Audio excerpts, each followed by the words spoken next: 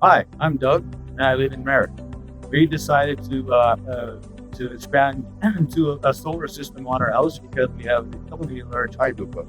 We have a lot of stuff going on around here that burns power.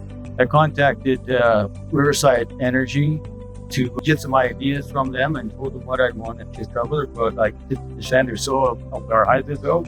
And so they came up with a plan that is actually thought we're doing better than that.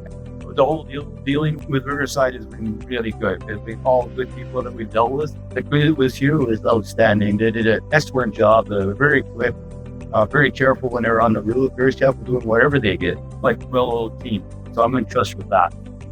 There's an app that comes with the solar system, and it gives you a really good idea of what your solar panels are doing 24 hours a day.